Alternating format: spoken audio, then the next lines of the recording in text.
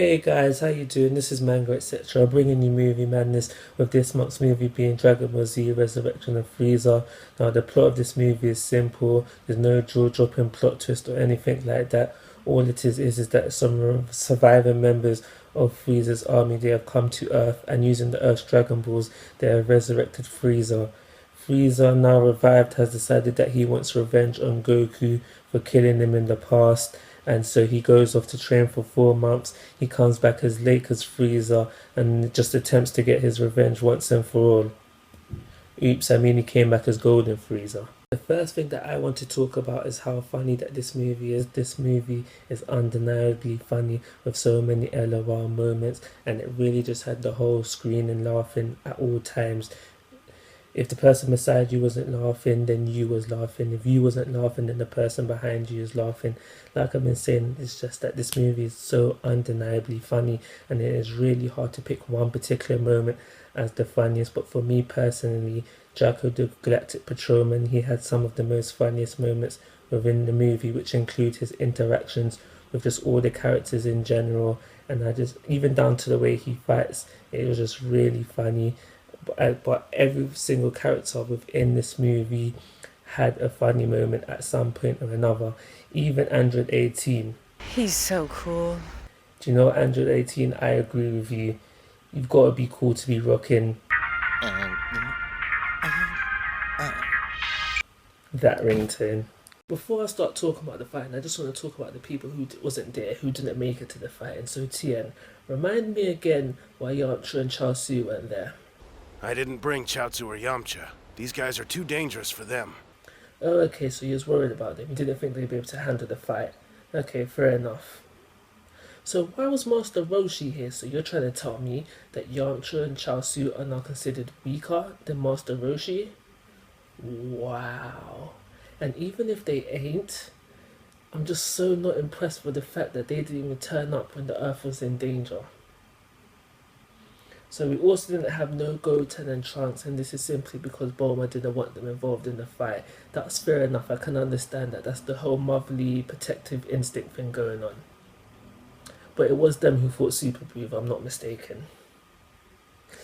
We also didn't have no Fat Buu, and I can't remember if this was mentioned in the movie, but in the prequel chapters to this movie, it was mentioned that he's sleeping, and just, when Fat Buu's sleeping, it's just a hard time getting him awake, so he wasn't present for the fight. So it was Gohan, Piccolo, Tien, Master Roshi, Krillin, and Jacko the Galactic Patrolman against the 1,000 fodder, and they took them out in the traditional Dragon Ball Z style of fight, and the whole punches, kicks, and most importantly, Ki blast.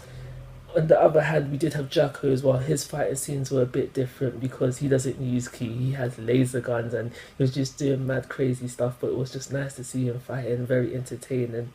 After they took out their 1,000 fodder, they all needed senzu beans, with the exception of Jacko, who seemed like he didn't really need one, so maybe this is a hint to the fact that Jacko is stronger than all of these guys.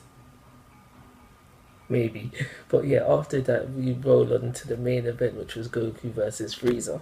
Goku versus Frieza, in my eyes, was too easy. It should have been more of a struggle with Goku just scraping the win at the end, but that's not what we get. It was very one-sided fight. Yes, at one point Frieza does have the upper hand, but as soon as Goku states to Frieza he knows the weakness of his new form, and that is the fact that he's not used to it, is automatically gone back to Goku's favour. Then he just dominates for the rest of the fight. This should have been more of a struggle, like in Battle of the Gods, where we see Goku struggling to keep up with Bills, only to lose at the end. Like I said previously, this fight between Goku and Frieza should have been a real struggle for Goku, with him just scraping the win at the end. Even gone into this more of this tag team thing that Goku and Vegeta was doing, because we do see later Vegeta fight Frieza. This should have been more of a back and forth thing with them struggling to beat Frieza. That would have been more better than what we got in this movie, in my personal opinion. So moving on to talk about the animation. Now, I don't know if this is because I saw it in the movie screen, but this wasn't your average 1080, YouTube Kiss anime animation. It was crisp, it was beautiful, It was perfect. And I feel I am not exaggerating when I say that the HD quality was... It's over 9,000!